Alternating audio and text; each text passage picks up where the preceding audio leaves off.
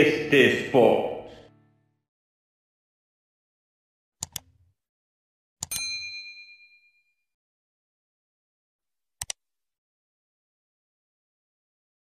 Mesdames et messieurs, bonsoir, salut les amis, j'espère que vous allez bien. Bienvenue à la chaîne Ibra Show TV ST Sport en français.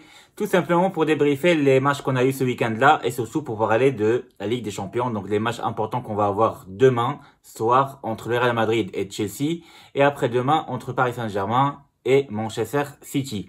On va parler aussi du championnat marocain et du championnat italien, etc. Donc c'est une nouveauté, c'est le fait que je vais utiliser dorénavant la nouvelle tablette que j'ai achetée il y a même pas 2 semaines pour ne pas se tromper quand je dirais des résultats ou des choses comme ça. On sait jamais parce qu'avant tout était ici, mais là on sait jamais. Je peux me tromper, donc c'est pour ça je vais commencer à utiliser la tablette. Ce serait sympa.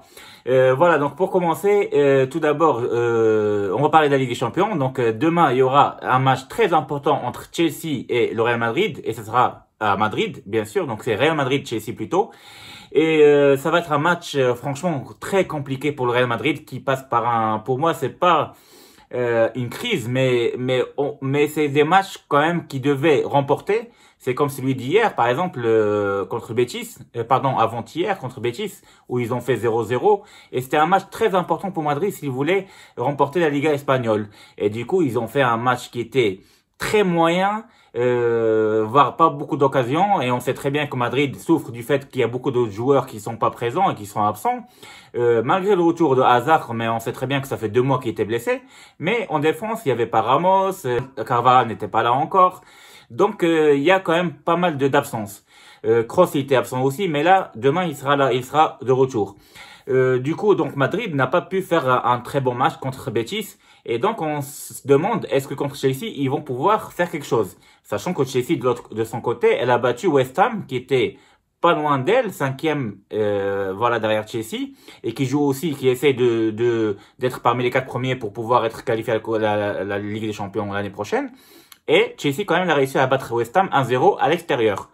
Donc Chelsea c'est une bonne équipe qui passe par une bonne période parce que la pire chose qui peut arriver à Chelsea c'est les matchs nuls, mais c'est rare. Depuis l'arrivée de Tuchel, il arrive bien à faire tourner son équipe et il sait bien faire jouer même Ziyech au bon moment pour que le joueur donne tout sur le terrain comme quand il a fait jouer titulaire contre Manchester City et Ziyech l'a fait qualifier en finale de la FA Cup.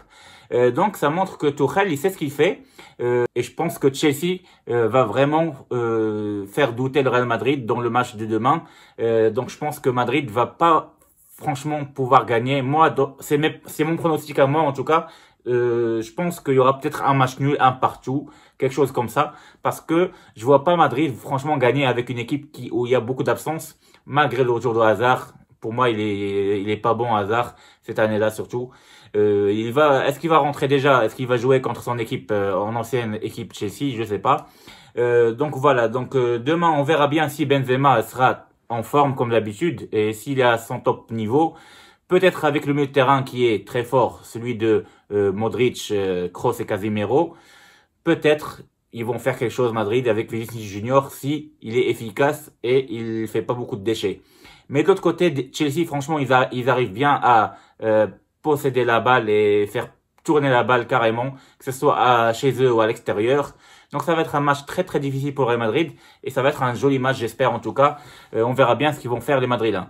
Ce qui concerne Paris Saint-Germain contre Manchester City, on peut en parler dès maintenant parce que c'est vrai que c'est le match d'après-demain, donc mercredi. Moi, je pense que ça va être un match très serré aussi. C'est vrai que moi, je pense que c'est Paris Saint-Germain qui vont peut-être se qualifier en finale. Mais on sait jamais parce que City il joue très bien à la balle aussi et pour moi franchement moi j'aurais bien aimé voir je sais pas un Paris Chelsea en finale ou en tout cas c'est mon pronostic c'est pareil, il y aura peut-être match nul au match aller mais c'est au match retour que Paris peut-être va se qualifier. En tout cas c'est mon pronostic mais ça on en parlera mercredi parce que là j'ai pas encore beaucoup de temps pour parler de tous les matchs. Mais en tout cas, ce qui concerne le Real Madrid, ils ont vraiment fait un faux pas en Liga espagnole parce que là on a vu hier que Barcelone a battu Villarreal 2-1 à l'extérieur Et l'Atlético Madrid a perdu contre l'Athletic Bilbao 2-1. Ce qui fait que maintenant, l'Atlético Madrid, elle est devant Barça et Madrid de 2 points tout court. Et sachant que FC Séville, elle est juste derrière avec 70 points. Et ce qu'il faut pas oublier, c'est que le Barcelone a un match en retard. Et donc, si Barça arrive à gagner le match qui est en retard, contre Granada, bah, il y aura 74 points pour Barcelone. Ça veut dire que Barça sera première, même devant l'Atlético Madrid et aussi devant le Real Madrid. Du coup, après, pour Barça, il suffit que de battre l'Atlético Madrid pour s'éloigner, voilà, et pouvoir gagner la Liga espagnole. Donc, franchement, Madrid est mal barré maintenant en Liga espagnole, sauf s'il y a un miracle, s'il y a des faux pas de l'Atlético Madrid ou de Barcelone aussi. Et de Barcelone aussi, surtout. Donc voilà, donc ça c'est ce qui concerne la Liga espagnole et surtout la Ligue des Champions qu'on va avoir demain entre Madrid et Chelsea et après-demain entre Paris Saint-Germain et Manchester City. C'est vrai que j'ai pas parlé beaucoup de ce match-là, mais on a encore le temps pour en parler. Ce qu'il faut savoir sur la Serie A italienne, donc comme j'ai vu ici, donc je peux vous montrer, c'est que l'Inter Milan, en fait, le fait qu'elle a gagné 1-0 hier, elle est tout seule devant, sur 33 journées, elle a 79 points. Ce qui fait, elle est devant l'Atalanta qui est deuxième à 68 points. Et Naples et la Juve, et aussi l'AC Milan, ils sont troisième ex-aequo avec 66 points. Et ce qu'il ne faut pas oublier, que ce soir-là, l'AC Milan a perdu 3-0 contre la Lazio de Rome. Eh oui, 3-0. Franchement, la Lazio, ils ont trop bien joué. Même Immobile, il a marqué un but. Et il a 18 buts maintenant en Serie A italienne. Mais devant, il y a toujours Lukaku à 21 buts et Cristiano Ronaldo à 25 buts. Donc voilà, mais la Lazio de Rome a seulement 61 points. Donc la AS Rome, elle est un peu loin de la place de l'Europa League. On verra bien qu'ils fassent qualifier, mais ce qui est sûr, c'est que l'Inter Milan, maintenant, s'ils gagnent leur prochain match, c'est sûr qu'ils vont passer devant et ils seront champions d'Italie. Voilà, donc ça c'est pour la Serie A, pour ceux qui suivent la Serie A aussi. Ce qui concerne, donc je peux vous parler du championnat marocain aussi. Hier, il y a eu franchement 3 grands matchs du championnat marocain. Il y a eu le Raja de Casablanca qui a joué contre Asfi et le Raja a gagné 2-0 grâce à Hafidi, 2 beaux buts de Hafidi. Et après, il y avait une remontada magnifique de Tanger contre le Wydad de Casablanca. C'est vrai que ça se jouait à Tanger, mais en première mi-temps, il y avait 2-0 pour le Wydad, avec un très beau but de Hamloud, le premier but surtout. Et Tanger, en deuxième mi-temps, ils ont obtenu 2 pénaltys plus un but magnifique à la dernière seconde du match, à 94e minute du match, sur un coup franc de très loin. L'ancien joueur de Raja de Casablanca qui s'appelle Chibi, il a réussi à mettre le but de très loin, le coup franc, et remontada de Tanger qui gagne 3-2 ce match-là. Franchement, c'est magnifique.